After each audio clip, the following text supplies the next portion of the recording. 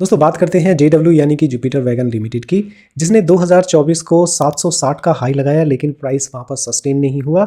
जैसे सभी स्टॉक्स में होता है, ऑल टाइम हाई लगाने के बाद में उसमें करेक्शन आती है, तो इसने भी बहुत ज़्यादा करेक्शन दे दिया और इसने लो लगाया 270 का। यहाँ पर सपोर्ट लेने के बाद में मंथली टाइम फ्रेम पे अगर आप देखेंगे तो इसने अप जाने की कोशिश की, लेकिन वहाँ पर भी प्राइस सस्टेन नहीं हो पाया और जो एक स्ट्रॉन्ग कैंडल बननी चाहिए थी मई 2025 की, वो एक स्मॉल कैंडल बन के रह गई और उसमें 50% से ज़्यादा का विक जनरेट हो गया।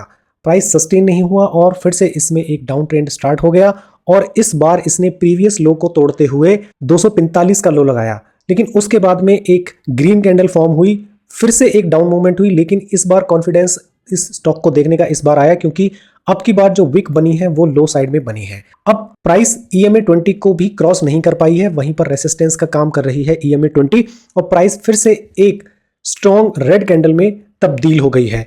अब चलते हैं वीकली टाइम फ्रेम पर और देखते हैं कि इसमें क्या प्राइस एक्शन हुआ था। आप यहां पर क्लियरली देख पा रहे हैं, जब स्टॉक डाउन ट्रेंड में होता है तो लोअर लोस लगते रहते हैं, लेकिन ये जो ग्रीन कैंडल थी जिसने दिसंबर 2025 लगभग 40% का अप मूव दिया था, इस कैंडल को देखने के बाद में कॉन्फिडेंस आता है कि ये अप ट्रेंड में कन्वर्ट होने को रेडी है। जब ये स्ट्रॉन्ग ग्रीन कैंडल फॉर्म हुई थी तो इसने एक स्मॉल कैंडल भी क्रिएट की, जिसकी वजह से एक वीकली का डिमांड जोन फ्रेम हो गया है, जिसको देखकर कॉन्फिडेंस आया कि अगर प्राइस यहां पर दोबारा से करेक्ट होकर आता है तो एक लॉन्ग की ट्रेड फॉर्म हो सकती है।